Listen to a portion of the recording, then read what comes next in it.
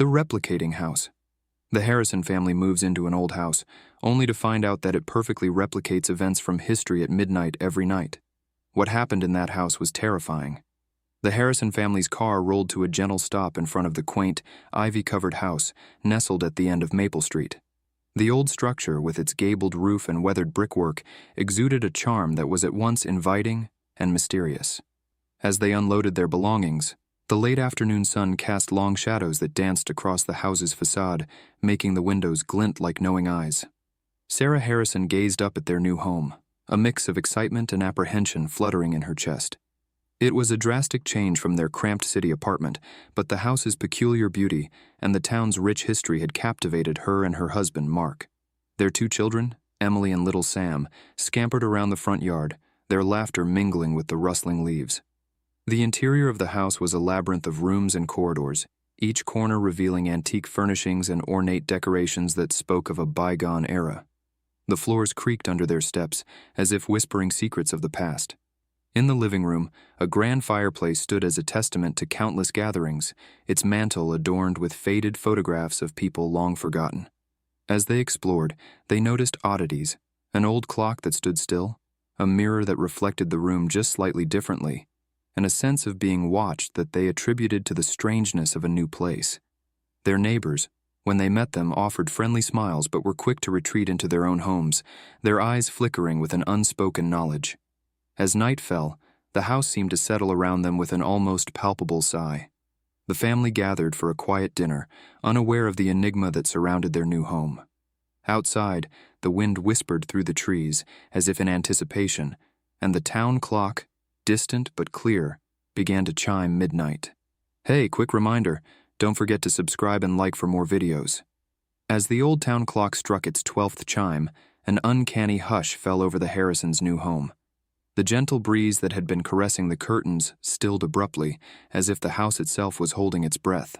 Sarah, who had been unpacking the last of the kitchen boxes, felt a sudden chill that made her pause. The air seemed denser, laden with a silent anticipation. Upstairs, Mark was tucking a drowsy Emily and Sam into their new beds. The children's room, with its whimsical wallpaper and soft, glowing nightlight, felt cozy, yet unfamiliar. As he kissed them goodnight, a faint but distinct sound of distant music reached his ears. Puzzled, he stepped into the hallway, only to find it inexplicably altered. The once bright wallpaper was now faded and peeling, the floorboards beneath his feet groaning with the weight of centuries. Downstairs, Sarah's eyes widened in disbelief as the kitchen transformed before her. Modern appliances receded into the walls, replaced by rustic iron cooking implements and a large open hearth. The digital clock on the microwave flickered and spun backward, settling on a time that read more like a year from the distant past. In a state of shock, the family regrouped in the living room, their modern furnishings now replaced by Victorian-era decor. The air was thick with the scent of old wood and candle wax. Outside, the world was bathed in the soft glow of gaslight lamps, the familiar streets now unrecognizable. Confused and frightened, they watched as translucent figures began to materialize around them. Dressed in the garb of centuries past, going about their lives as if the Harrisons were mere specters in their world. These apparitions seemed oblivious to the modern family in their midst. As the surreal night wore on, the Harrisons huddled together, realizing they were not just in a new house but seemingly in a new time, trapped in an echo of the past that played out around them until the first light of dawn peeked through the curtains, bringing them back to their own time. The Harrisons' second night in the old house unfolded with a surreal twist. As the grandfather clock in the hallway struck midnight, a subtle vibration ran through the walls, like a shiver passing through the bones of the house. The family, gathered in the living room, felt a dizzying sensation, as if the world had momentarily slipped off its axis. When their senses settled, they found themselves enveloped in a bygone era. The modern furnishings of their living room had been replaced by Victorian decor, complete with heavy drapes and flickering oil lamps. Outside, the streets of their quiet suburb had transformed into a bustling tableau of horse-drawn carriages and gaslit pavements. The family watched in stunned silence as ghostly figures dressed in period attire moved through their house, oblivious to their presence. These apparitions interacted with each other, reenacting scenes of everyday life from a time long past. The Harrisons were invisible spectators to a history play performed in their living room. Sarah clutched Mark's arm, her eyes wide with disbelief. "Are we dreaming?" she whispered. It's like we're stuck in a time loop," Mark murmured, trying to make sense of the impossible. As they cautiously moved through the house, they noticed that each room replayed different moments from history. The kitchen was a scene from the early 1900s, with a group of women in long skirts bustling around, cooking on an old stove. Emily's room had turned into a 1920s parlor, complete with a gramophone playing a crackling jazz tune. With the break of dawn, reality snapped back like a rubber band. The house returned to its modern state, leaving no trace of the night's extraordinary events. The family sat together at the breakfast table, grappling with the realization that their home was not just a shelter, but a portal to the past. Each nightfall promised a journey through time, a curse that held them captive in its mysterious embrace. The Harrison family, now grappling with the surreal reality of their home, embarked on a quest to unearth its secrets. The local library, with its ancient stone facade and labyrinthine aisles of books, seemed a fitting place to start. Sarah, with a historian's tenacity, pored over old maps and town records, while Mark delved into books on local legends and folklore. The children, Emily and Sam, amused themselves in the musty archives, their innocent laughter echoing through the hallowed halls. As the days passed, a picture began to emerge from the dust of history. The house, built in the late 18th century, had belonged to a reclusive historian known for his obsession with time travel. His name, Jonathan Ainsworth, appeared repeatedly in town records, often shrouded in whispers of strange happenings and unexplained events. Intrigued, Sarah found a crinkled photograph in a forgotten drawer. Ainsworth stood before the very house they now lived in, his eyes intense, almost feverish. The back of the photograph bore a cryptic inscription: "To master time is to master destiny." Meanwhile, Mark discovered a series of old newspaper clippings that detailed Ainsworth's sudden disappearance. The articles hinted at scandal and forbidden experiments, with the townsfolk both fearful and fascinated by the enigmatic figure. The children, playing in a neglected corner of the library, stumbled upon an old diary. Its pages, brittle with age, contained Ainsworth's writings. Frantic notes about time, destiny, and a great experiment that would change everything. Armed with these discoveries, the Harrisons returned to the house, their minds swirling with questions. The house, once a mere structure of bricks and mortar, now loomed over them like a silent guardian of time's mysteries. The ticking of the old clock, previously unnoticed, now filled the rooms with a relentless rhythm, as if counting down to some inevitable revelation. As the days melded into weeks, the Harrison family found themselves adapting to the peculiar rhythm of their new home. Each night, as the clock's hands converged on midnight, an electric anticipation filled the air. The house would shudder slightly, like a creature stirring from slumber, and then the transformation would begin. The walls seemed to breathe, the furniture shifted subtly, and the air itself grew thick with the scent of times gone by. The Harrisons learned to watch, silently as history unfolded around them. Some nights they found themselves in the midst of a Victorian ball, the rooms echoing with the sound of invisible orchestras and ghostly laughter. Other nights, they witnessed solemn gatherings, the air heavy with whispered secrets and the crackle of a fireplace long extinguished. Mark and Sarah, with a mix of fear and fascination, began documenting these occurrences. They noted patterns, hypothesized about triggers, and tried to predict what era would visit them next. They imposed strict rules. No interaction with the events, no attempts to leave the house during these episodes, and most importantly, no matter how alarming the scenario, they were to remain calm and collected. Emily, the elder of the two children, journaled about her experiences, her writings a mix of teenage curiosity and astute observation. Little Sam, too young to fully grasp the situation, adapted in his own way, often playing make-believe with his invisible friends from different eras. Despite their growing understanding, certain nights tested their resolve. They endured moments of pure terror, like the night they found themselves in the middle of a wartime evacuation, the sounds of distant bombing sending shivers down their spines. But morning always returned them to the present, the house reverting back with a silent apology.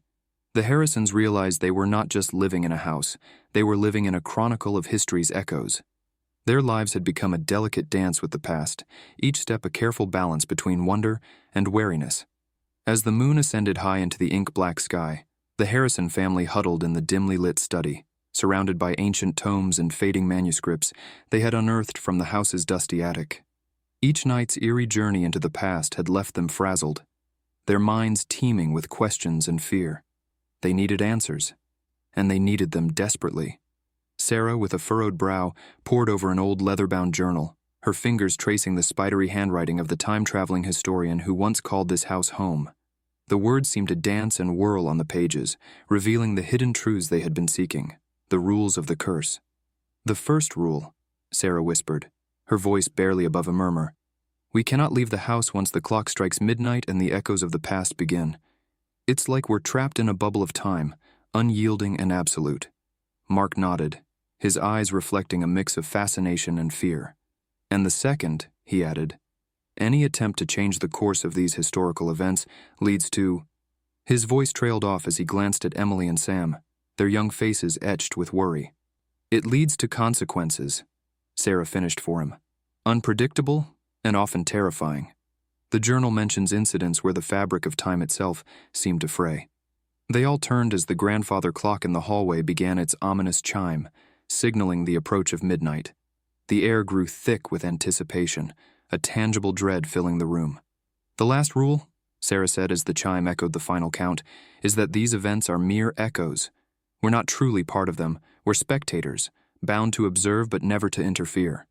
As the last chime faded, the room shuddered and the walls seemed to breathe. The family clutched each other's hands tightly, bracing themselves as they were once again swept into the swirling vortex of history, where the echoes of the past awaited to replay their eternal dance. Under the muted glow of a waning moon, the Harrison family convened in the dimly lit study, surrounded by walls lined with ancient books and faded maps.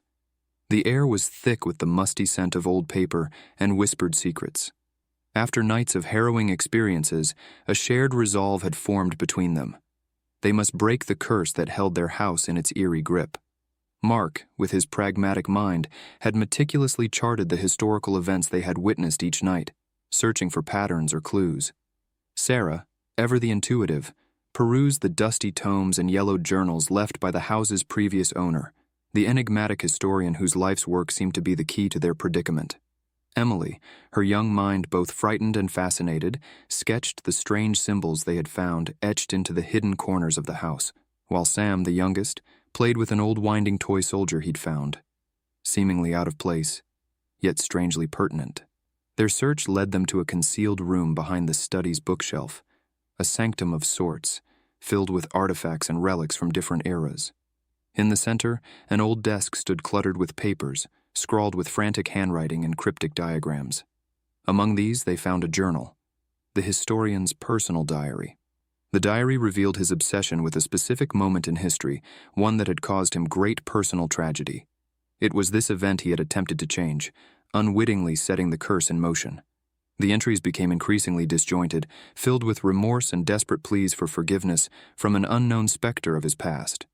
As dawn approached, bringing with it a temporary reprieve from their nightly ordeal, the Harrisons realized the solution lay not in changing the past, but in understanding it. They needed to piece together the historian's tragic event and face it head-on, accepting its outcome to free themselves and the house from the echoes of the past. In the heart of the night, under the pale glow of a crescent moon, the Harrison family stood in the historian's hidden study, a room concealed behind a bookshelf that swiveled open with a haunting creak. Dust motes danced in the shafts of their flashlights as they pored over the contents of the room, an almanac of history, chronicling events with a precision that bordered on obsession. The walls were lined with shelves sagging under the weight of weathered journals and faded maps. In the center, a large oak desk was littered with papers, quills, and ink pots, frozen in time. Sarah, her fingers trembling, picked up a journal, its pages yellowed with age. The handwriting was cramped and frantic, the words spilling a tale of heartbreak and desperation. Mark, his brow furrowed, studied a complex blueprint of the house. It detailed not just the architecture, but also strange symbols and equations that hinted at the manipulation of time and space. It was clear that the historian had been no ordinary man. His knowledge and ambition had stretched beyond the realms of sanity. Emily, with a sharp intake of breath, uncovered a series of letters tucked away in a drawer. They were addressed to the historian from a woman named Eleanor. Her words, full of love and longing, ended abruptly with news of her tragic death. It was this event, the family realized, that had driven the historian to his mad endeavor, to change the past and save his beloved. As the pieces of the puzzle fell into place, the air in the room grew colder and the shadows deeper. They understood now that the historian's attempts to alter history had fractured time itself, trapping the house in an endless loop of past events. To break the curse, they needed to face the night of Eleanor's death, a night of profound sorrow, and let it unfold as it had, unaltered by the hands of time.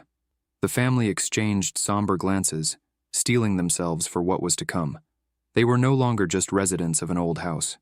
They were the key to mending a broken timeline, to soothing the restlessness of a house tormented by echoes of the past. Under the ghostly glow of the moon, the Harrison family stood in the heart of their enigmatic home, hearts pounding with a mixture of fear and determination. Tonight was the culmination of their harrowing journey through time, the night they would confront the curse head-on. The air was thick with anticipation as the clock in the hallway, silent for so long, began to tick towards midnight. Sarah clutched an old leather-bound journal they had found, hidden in a secret compartment, the diary of the time-traveling historian who once owned the house. The pages, filled with his confessions and regrets, had guided them to this moment. As the clock struck 12, the familiar shift in time began. The walls trembled and blurred, transporting them to a Victorian-era ball. The opulence was staggering, crystal chandeliers, elegant gowns, and masked figures dancing to a haunting melody. But amidst the revelry, there was a palpable undercurrent of sorrow. There, in the corner of the grand ballroom, stood the historian, a figure of loneliness amidst the joy. His eyes were locked on a young woman across the room, his lost love, the source of his regret. The family knew what they had to do. Mark and Sarah, holding their children close, moved through the crowd. They felt the weight of history around them, the temptation to reach out and alter the past. But they resisted, understanding that the key to breaking the curse was acceptance, not interference. As the historian and his love shared a brief, bittersweet glance, a silent understanding passed between them. The moment was charged with a lifetime of what-ifs, but it remained untouched, unaltered. The clock chimed again, and the world shuddered. The family braced themselves, closing their eyes against the whirlwind of time. When they opened them, they were back in their living room, the sun rising outside. The curse was broken. The past, with all its joys and sorrows, had been acknowledged and left where it belonged. The Harrisons embraced, relieved, and changed forever by their journey through echoes of the past. The dawn's early light filtered through the curtains of the Harrison household, casting a serene glow over the family huddled in the living room. They had just survived the longest night of their lives, one that had finally broken the spectral cycle of the house. As the sun rose, it felt like the first true sunrise they had witnessed since moving in. The night had been an emotional odyssey. Guided by the historian's cryptic notes, they had relived his most tragic moment, the loss of his beloved wife in a fire that he had always believed he could prevent. Instead of intervening, the Harrisons bore silent witness to the event, feeling the historian's pain and helplessness. It was a haunting experience, but in their inaction, they honored the flow of time, accepting the past in its unchangeable reality. In the calm of the morning, the house felt different. The oppressive air of mystery had lifted, leaving behind just an old building with creaky floors and peeling paint. The strange occurrences of the past nights were gone, leaving the family with a sense of surreal relief. Breakfast was a quiet affair. They spoke little, each lost in their reflections of the events they had witnessed. They had come to understand the importance of respecting history, of letting the past rest, and the strength it took to not alter it, even when every fiber of your being wanted to change the course of events. By noon, the moving truck was back. Packing was a silent, efficient process. The house watched them leave, its windows now just glass and wood, devoid of any supernatural watchfulness. As they drove away, Sarah took one last glance at the rearview mirror. The house stood there, basking in the daylight, its secrets now at peace. In the distance, a for sale sign caught her eye, another family already considering the house. She sighed, hoping they would respect its history, as the echoes of the past were now just whispers in the wind. We have come to the end of our story. Subscribe and like the video so as not to miss the videos that we will upload in the future. Tell me, what do you think about this story in the comments? I'll see you in the next story.